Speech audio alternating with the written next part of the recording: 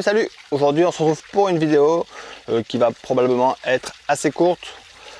Juste pour vous montrer l'évolution de ma serre à la mi-avril par rapport à la vidéo que j'avais fait de 3 trucs à faire au jardin au mois d'avril. Je vous avais montré comment je transplantais les tomates pour avoir des tomates précoces dans la serre.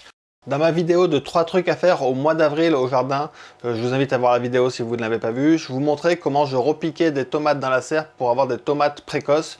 Alors ce qu'il faut savoir pour avoir une meilleure notion du temps, c'est que pour que ma vidéo sorte le 1er avril, généralement les actions que je fais dans la vidéo ont lieu 4-5 jours avant.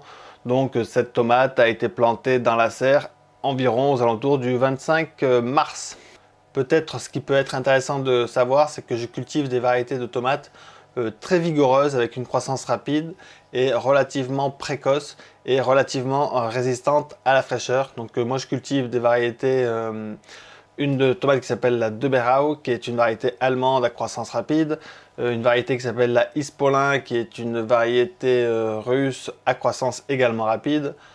Une autre variété que je cultive, c'est la poire jaune, qui est également une plante vigoureuse et à croissance relativement rapide. Du coup, voilà, je cultive volontairement des variétés vigoureuses, rapides et précoces. Ce qui est bien avec les tomates précoces, c'est qu'elles sont à la fois précoces et tardives, alors que les tomates tardives, elles, ne sont que tardives. Si vous voulez tout savoir sur la tomate, je vous invite à regarder ma vidéo La tomate de A à Z. Vous l'avez peut-être déjà vu, car je crois qu'il y a eu 1,8 million de gens qui ont regardé cette vidéo, ou alors il y a une personne qui l'a regardée plusieurs fois. Je vous invite vraiment à regarder cette vidéo pour comprendre cette histoire de tomates précoces, tomates tardives, etc. Du coup, la technique, avec le seau sur la tête, avec le pot sur la tête, a très bien marché.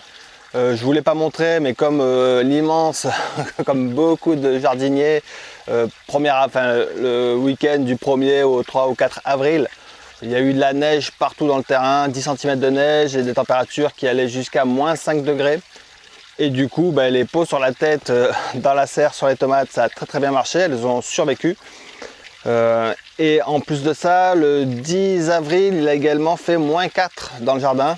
Et donc la technique, ça marche très bien. Ça marche tellement bien, cette technique de mettre un pot au-dessus de la tête, que les tomates ont continué leur croissance en mode rapide.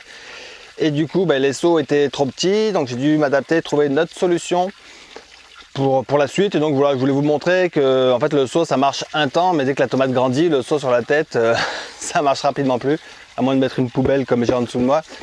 Enfin bref, donc moi ma technique ça a été d'accrocher des petits bambous à une ficelle. Au-dessus de ces bambous, je mets du voile de protection, le P17 là, du voile de protection. Si j'avais pas eu ce voile de protection, j'aurais pu mettre des draps, des bâches, n'importe quoi.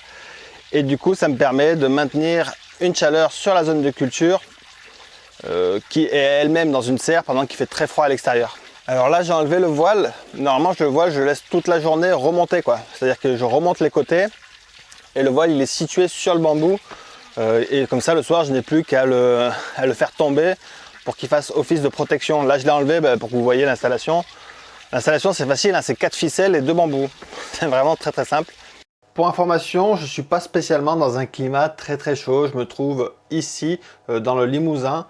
C'est vraiment le fait que mes tomates soient des variétés précoces et vigoureuses qui fait qu'elles aient une croissance rapide. Elles ont, depuis le premier semis, toujours bénéficié d'une bonne chaleur et d'un bon ensoleillement. Dès qu'il fait soleil, je les mets au soleil. Dès qu'il fait froid, elles rentrent au chaud dans la maison. Elles sont chouchoutées et elles sont relativement jeunes. Et donc elles n'ont pas encore de fleurs, elles sont jeunes, mais elles ont une belle croissance, ce qui promet des récoltes, j'espère, pas trop tardives, quoi, un peu précoces. Voilà, ça me permet aussi de montrer que la polyculture, je trouve ça vraiment chouette, parce que sur cette zone de culture, qui est une zone de culture de tomates, je récolte abondamment des épinards, des laitues, des radis, bientôt des choux, voilà, tout un tas de végétaux en plus de cultiver des tomates, quoi.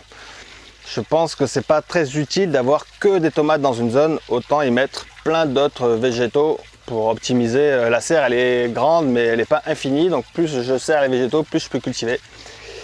Et donc là, bientôt, je pense aujourd'hui ou demain ou après-demain, je vais cultiver les côtés de la serre sans protection supplémentaire, car je pense que les températures négatives ne vont plus être très nombreuses. Bon voilà, c'est tout. C'était pour vous montrer la petite avancée de la serre, montrer comment je protège mes tomates qui ont bien grandi. Et puis je termine en vous mettant peut-être quelques images du jardin. Et je vous dis à très bientôt pour de prochaines péripéties. Allez, ciao ciao.